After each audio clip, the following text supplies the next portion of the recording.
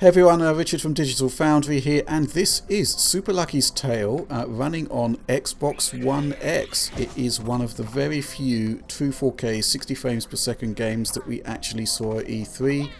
Content was quite limited here, but to talk to me about it is the guy who played the game and took these captures, John Linneman. Hi Rich, it's good to be back.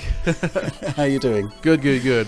So, I did play a lot of Super Lucky's Tale, or at least 15 minutes worth, enough to complete the demo, and I walked away fairly impressed, but that's bearing in mind that I was actually a fan of the original VR experience, which I think is kind of the point of discussion here, that this is a 2D sequel, well, sort of, to a virtual reality game, isn't it? Yeah, so let's be clear here.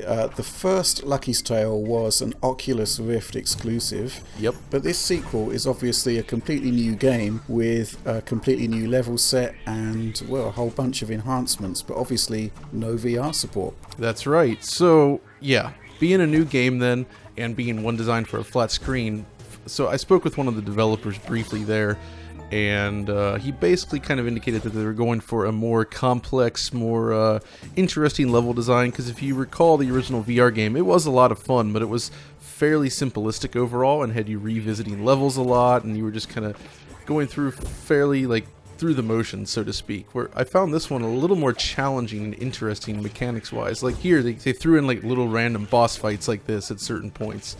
Normally in the original Lucky's Tale, you would go down one of those like stumps, which is like a Mario tube, and you just have like a little simple side-scrolling bit. Do you remember that? Yeah, you just pick up coins. Yeah, it was very simple. So here, it seems like they're integrating a lot more complex platforming challenges and stuff here. Like, so in this part in the video, I was able to lower this ramp here, which took me back down to a center point, which, well, okay, I'm sort of platforming around here, but the idea was to collect these orbs here and then take them back to a center point. And there was 3 orbs, which meant you're basically going through the level, solving puzzles, doing platforming in order to unlock the next section, which is what happens here. So yeah, the progression is more complex, more interesting, but I guess for us, it's interesting because it is, as you said, one of the only, thus far shown, 4K 60 frames per second games on the Xbox One X. And unlike many other games at the show, this was actually running on real Xbox One X hardware. It was not a PC, and it's also built using Unity. Yeah, which kind of leads us on to performance, really, doesn't it? I mean, this is a game that targets native 4K resolution at 60 frames per second, but we took our feeds into our frame rate analysis tools, and as you can see, while it sort of stays at 60 frames per second for the vast majority of the duration, there are occasional sort of one frame drops, but when we're talking about these later stages where we're dealing with these waves of fireballs that attack us, then, you know, weird things start to happen. Yeah, I noticed this too when playing, and you notice the fireballs aren't really even generating dynamic lights or anything here, but for whatever reason, spawning those fireballs really seems to give the engine an issue, and we just get kind of that big dip, like 50 millisecond dips here and there, and I really could feel it while playing it, so it's interesting to see the numbers. Yeah, it is fascinating to actually see it quantified. But yeah, it seems to be the spawning of the fireballs here that's causing the issues. We're seeing these kind of drastic 50 millisecond frame time spikes there, accompanied by further lost frames, sort of minimum frame rates there of about 50 frames per second, but it really is that sudden spike that kind of stands out the most. That's kind of weird, really. Xbox One X shouldn't be really having these issues, but at the same time, Unity engine, the amount of times in the past where we've encountered these kind of very strange frame rate drops which shouldn't really be there, well, you do need to wonder. So there's the thing about that, I suppose, that to be fair, is that from what I understood from developers there, that most of them had very, very little time with the actual Xbox One X development kits. So it feels like most of what we're seeing, maybe not Forza, but most of it, they haven't had enough time to really optimize. So this is kind of like maybe just like their first shot at it, I don't know, a month's worth of work, maybe a little more. It's hard to say for sure. They didn't actually tell me that, but you know, if this is where we're at with that little time under their belt, it's pretty good, and I'm hoping that by the time it launches that they'll actually clean it up. But Unity in general is interesting, because I was talking with some other developers that are working on the Switch, and they seem to suggest that Unity is extremely well suited to the Switch and has very, very low overhead, less so than on Xbox One and PS4. But I mean, you know, we're talking about the Xbox One X here, so it has a lot of extra GPU power at its disposal, but maybe the CPU could still be an issue, although the engine is at least multi-thread capable now. First impressions of the game, I mean, I've played it as well on Oculus, and from my perspective, it does look like the level design is on a completely different level. But, you know, if we cut back to what the Oculus Rift title was, it struck me as a kind of upgraded N64 era platformer, but with those amazing little VR hooks, you know, for example, the interaction between Lucky and the user as he sort of peered closer to him.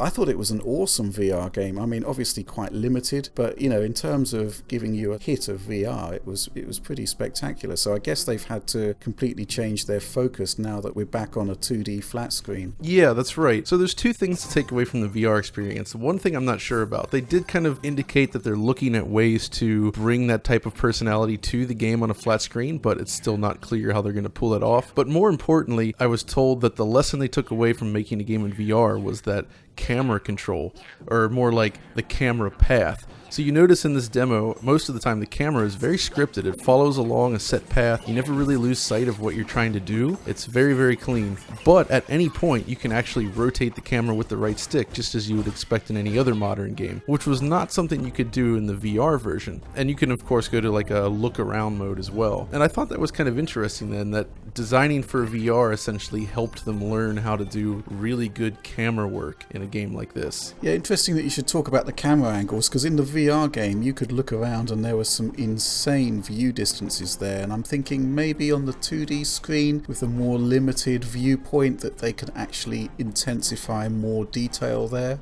Oh yeah. I mean, from my perspective, I was a big fan of the original game. I'm really kind of fascinated by this one to see how it turns out, because it was a VR game designed for VR and it hasn't got that anymore. Yeah, I'll be interested to see what the other levels look like, because I mean, this still seems like a pretty early level, so who knows. I'm hoping that they take advantage of what they can do in a 2D space now and try to capture some of the scale that you got in VR, you know? Yeah, I think you're right, John. I think it's basically a case of whether they can bring some of that scale from the original VR version over to a 2D presentation, and also to take advantage of the more limited display space and sort of up the ante in terms of game design, level design, that kind of thing. But overall, I think with the pedigree of the developer and how much I enjoyed the original VR version, you know, fingers crossed that we'll get a good game here. Yeah, absolutely. I'm also pretty impressed by it, and I do think that it's great to see them targeting 60 frames per second, especially after learning that the Crash Bandicoot remaster is only going for 30. So, you know, I really hope that they pull it off and that the game itself is interesting in the end. But it has potential. Okay, good stuff. Well, thanks for that, John, and thanks for getting that footage for us. Okay, well, if you enjoyed this video, please do like and subscribe, and remember that Digital Foundry Patreon supporters can head over to digitalfoundry.net and grab a pristine copy of this video, full 4K 60Hz. So yeah, definitely worth checking out. Okay, well, thanks for watching.